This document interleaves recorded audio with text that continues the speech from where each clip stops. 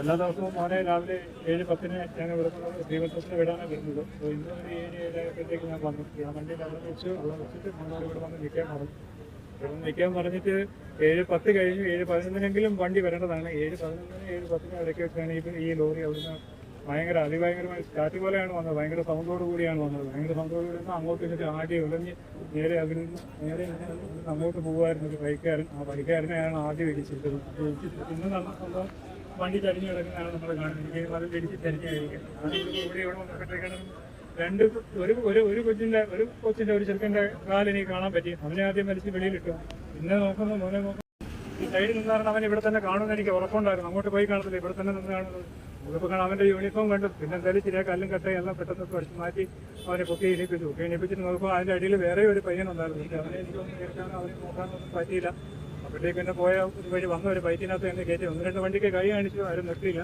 പിന്നെ ഒരു ബൈക്ക് വന്നു. ആ ബൈക്കിനകത്ത് കയറ്റിക്കൊണ്ട് നേരെ ഗവൺമെൻറ് ഹോസ്പിറ്റലിൽ കൊണ്ട് ആദ്യം മോനെയാണ് ആദ്യമായിട്ട് ഹോസ്പിറ്റലിൽ കൊണ്ടുപോയി. ഞാനാണ് ഹോസ്പിറ്റലിൽ അറിയിച്ചത് ഇങ്ങനെ കേസ് നടന്നിട്ടുള്ള കാര്യത്തെപ്പറ്റി. പിന്നെ നടന്ന കാര്യങ്ങളൊന്നും നമുക്ക് ഒന്നും അറിഞ്ഞൂടെ. നിങ്ങൾ എടുക്കുന്ന കാലേ അറിയാൻ പറ്റത്തുള്ളൂ. ശരി എന്നാൽ ഓക്കെ, വീട്ടിലോട്ട് പോട്ടെ. ഈ ഷൂ മോൻ്റെയാണ്. ഒരെണ്ണം അവൻ്റെ കാലിലുണ്ടായിരുന്നു. അപ്പോൾ ഇവിടെ നിന്ന് ഒരാൾ എന്നോട് പറഞ്ഞു ഒരു ഷൂ കൂടി അവിടെ കിടപ്പുണ്ട്, അവൻ്റെ ആണോ നോക്കാൻ പറ്റില്ല, അവൻ്റെയാണ്. ശരി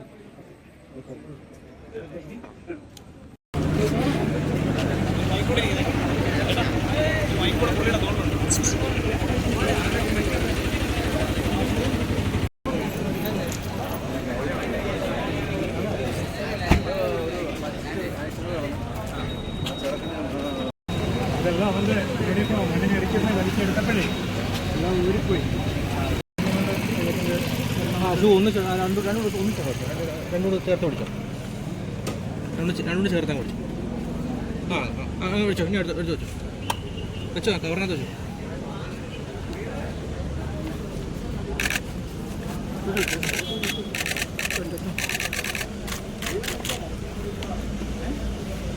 ചേട്ടാ ഇങ്ങോട്ട്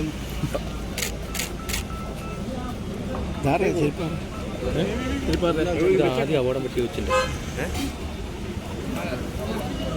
വരുമോ ചേട്ടൻ്റെ ഷൂ ഒന്നുമില്ല. ഇത്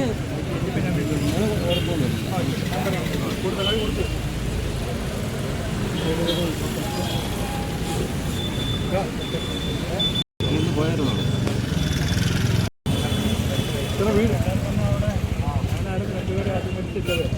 അത് കഴിഞ്ഞിട്ട് എൻ്റെ മോനെ കൊണ്ട് ഞാൻ വേറെ സ്കൂളിൽ കയറി പോയത്.